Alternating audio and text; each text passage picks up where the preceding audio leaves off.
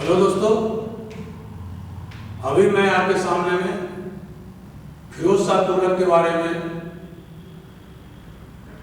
बताना चाहता हूँ। अक्सर इस टॉपिक पर क्वेश्चन पूछे गए हैं एमपीपीएससी में भी और यूपीपीएससी में भी, इसलिए मैंने फिरोज शाह तुगलक पर आज एक वीडियो बनाने का विचार किया है। मुझे उम्मीद है कि आपको अच्छा लगेगा। दोस्तों, फिरोज शाह ने अलाउद्दीन खिलजी और मोहम्मद तुगलक के पॉलिसी को, जहां तक रिलीजियस पॉलिसी का सवाल था, रिलीजियस पॉलिसी का, उसको टोटल पलट दिया। जैसा कि आपको पहले मैंने बताया था कि अलाउद्दीन खिलजी ने और मोहम्मद बिन तुगलक ने उलेमा, मौलाना, मौलवी, इनका दखल राजकाज में पूरी तरह से समाप्त कर दिया था, जिसका परिणाम यह हुआ कि इन दोनों सुल्तानों के बीच में, इन दोनों सुल्तानों के पीरियड में सल्तनत में भारी उहापोह की स्थिति रही।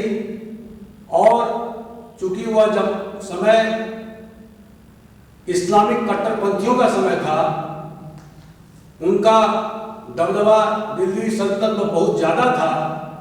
उसको दबा करके या उसको हटा करके सल्तनत में शांति बहाल नहीं की जा सकती थी।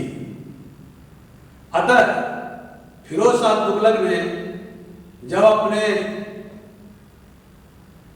सल्तनत का राजकाज शुरू किया तो उसने सबसे पहले मोहम्मद बिन तुगलक के द्वारा अपनाए गए रिलीजियस पॉलिसी को पलट दिया और शरिया कानून को अपने सल्तनत में लागू कर दिया। इतना ही नहीं, जो अन्य मुस्लिम संप्रदाय, जिनको कि मुस्लिम थियोलॉजियंस के द्वारा, मुल्ला मौलवियों के द्वारा गैर इस्लामिक माना जाता था, उसके खिलाफ भी उन्होंने सख्त रुख अपनाया और उन्हें कठोर दंड दिया गया। हिंदुओं को धर्मांतरण या कन्वर्ट करने की कोशिश की गई। चौहान राजपूत के वंशजों को मुसलमान बनाया गया, इस बिना पर कि किसी हिंदू ने किसी मुस्लिम को कोई अच्छा उपदेश दिया है। यह भी फिरोज तुगलक को बर्दाश्त नहीं हुआ कि एक मुस्लिम हिंदू को से शिक्षा प्राप्त कैसे कर सकता है, और उसने हाथी से उस हिंदू को कुचलवा दिया। तो इस तरह से उसने जो उलेमाओं का वर्चस्व स्वीकार किया और इसी के तहत में उसने जजिया टैक्स लगा दिया हिंदुओं पर। जगन्नाथ टेम्पल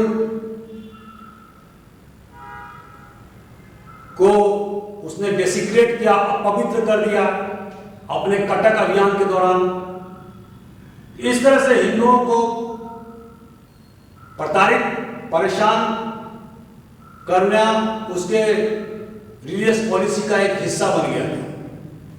तो दोस्तों, इस तरह से हम देखते हैं कि फिरोज शाह तुगलक के पीरियड में उलेमाओं का राजकाज पर पूरी तरह से नियंत्रण हो गया और ये लोग सल्तनत के ऊंचे ऊंचे ओहदे पर आसीन हो गए। लेकिन फिरोज तुगलक का एक सकारात्मक दृष्टिकोण भी था कि उसने हार्श पनिशमेंट, कठोर जो दंड देने का विधान सल्तनत पीरियड में लागू था, इस तरह से नाक काट देना, कान काट लेना, हाथ पैर काट देना, इस सब हार्श पनिशमेंट को उसने खत्म कर दिया। इसके अलावा के पीरियड का सबसे बड़ा महत्वपूर्ण जो योगदान है वो यह है कि उसके पीरियड में 1351 से लेकर के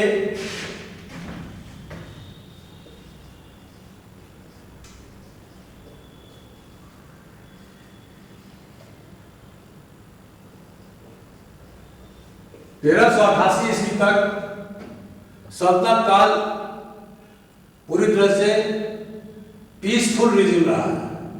उसका रीजन ये रहा कि फिरोज ने यह निर्णय लिया कि जो दक्षिण के प्रांत आज़ाद हो गए हैं, जैसे बहमनी साम्राज्य आज़ाद हो गया था हसन गंगू के नेतृत्व में, या विजयनगर साम्राज्य की स्थापना 1336 में हरिहर और बुक्का दो हिंदू भाइयों के द्वारा शुरुआत की गई थी, या बंगाल में मोहम्मद बिन तुगलक के समय में विद्रोह हुआ था और वह सल्तनत से अलग हो गया था। तो फिरोज ने यह निर्णय लिया कि जो प्रोविंसेस, जो राज्य सल्तनत से अलग हो गए हैं, उसको उन्हें मिलाने के लिए एनेक्सेशन पॉलिसी अडॉप्ट नहीं करना है, बल्कि जो राज्य उनके एरिया में है, जो प्रोविंसेस अभी उनके क्षेत्र में रह गया है, उसी को उन्होंने मजबूत करने का प्रयास किया। और उसके बाद भी हालांकि बहुत सारे विद्रोह उनके पीरियड में हुए, सिंध में और उड़ीसा में, गुजरात में, इन सब जगहों पर विद्रोह हुए, लेकिन इन विद्रोहों को उसने दबा दिया।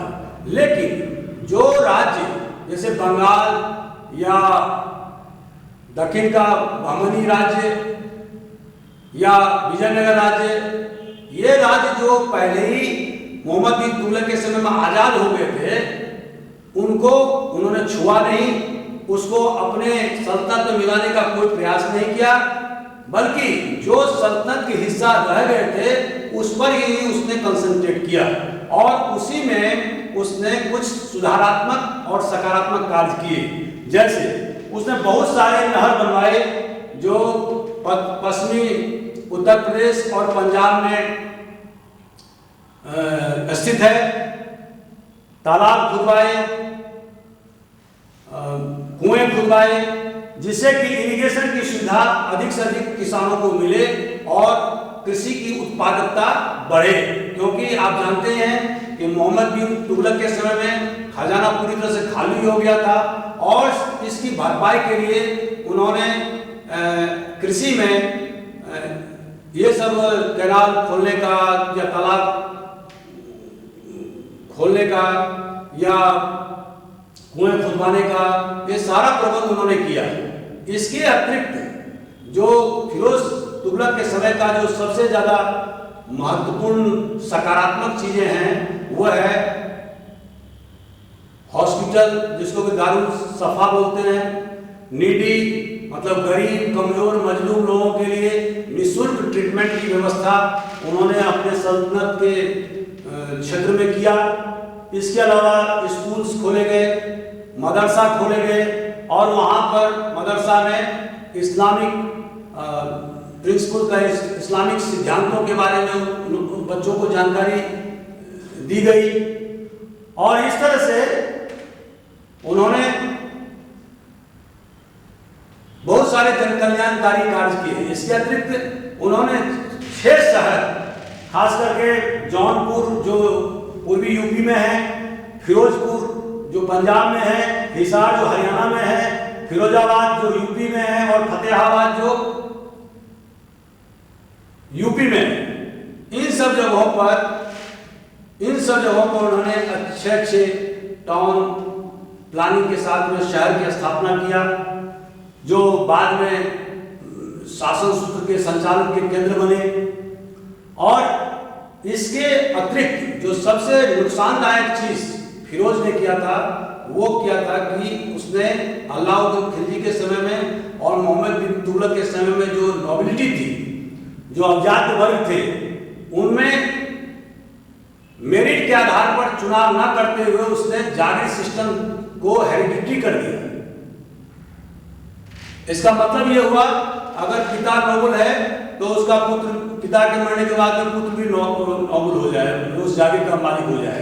इस तरह से जागीरदारी सिस्टम को पूरी तरह से फिरोज ने स्थापित कर दिया ताकि नोबल्स संतुष्ट रहें, उनके पेमेंट की राशि बढ़ा दी गई ताकि वो विद्रोह नहीं कर सकें और सल्तनत में पूरी तरह से शांति और व्यवस्था का राज कायम हो सके।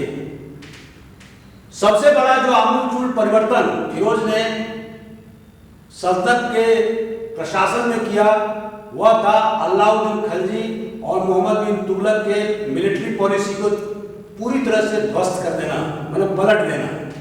जैसा कि दोस्तों आपको मालूम है कि अलाउद्दीन खिलजी एक स्टैंडिंग आर्मी रखता था जिसको पेमेंट किया जाता था, कैश नगद दिए जाते थे और उन पर विभिन्न प्रकार के खुफिया तंत्रों के द्वारा उनको नियंत्रण करने का प्रयास किया जाता था ताकि वो विद्रोह नहीं कर सके। उनका कैश पेमेंट होता था। मोहम्मद बिन तुगलक के समय में ही यही प्रथा चालू रही और इस प्रथा को फिरोज ने पूरी तरह से समाप्त कर दिया और उन्होंने मिलिट्री में भी हेरिडिटरी सिस्टम लागू कर दिया। इसका मतलब यह हुआ कि जो सेना के जवान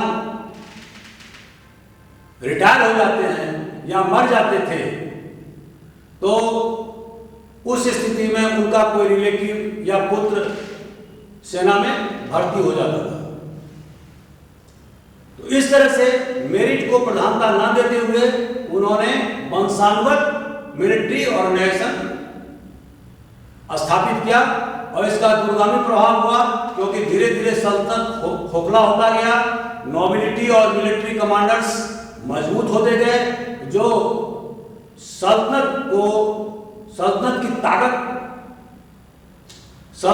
ताकत को कमजोर करते गए और इस तरह से तुगलक वंश का पतन धीरे धीरे होता गया और इस कड़ी में तुगलक वंश ज्यादा दिन तक सरवाइव नहीं कर पाया। 1398 में जब तैमूर का आक्रमण हुआ था और उसने करोड़ों की प्रॉपर्टी यहां से लूटा था, दिल्ली तबाह हो गया था, पूरा सल्तनत तबाह हो गया था और इसी के साथ में तुगलक वंश भी समाप्त हो गया। सैयद डायनेस्टी की स्थापना दिल्ली पर या सल्तनत में हुई थी।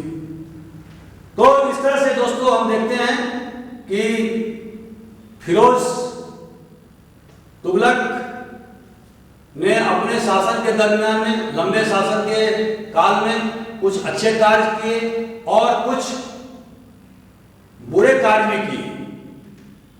कल्याणकारी काम तो उन्होंने किया लेकिन जो सल्तनत का जो मेन स्तंभ था नोबिलिटी और मिलिट्री, दोनों स्तंभ को उसने कमजोर कर दिया,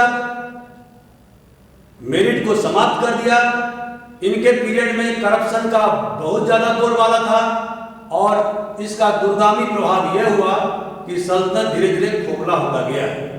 तो कुल मिलाकर के हम देखते हैं कि फिरोज ने तुगलक वंश के पतन में बहुत बड़ी भूमिका निभाई। मुझे उम्मीद है दोस्तों कि ये वीडियो आपको अच्छा लगा होगा, क्योंकि इस टॉपिक पर अक्सर टिप्पणी वगैरह पूछे जाते हैं तो मैंने कोशिश किया कि इसको संक्षिप्त में ही आपको बताया जाए। और यदि आप इस वीडियो को लाइक करते हैं तो जरूर इसको लाइक करें, सब्सक्राइब करें, शेयर करें और अपने अमूल्य सुझाव से हमें अवगत करावें ताकि आने वाले वीडियो में हम उन सुधारों को शामिल कर सकें। Thank you very much.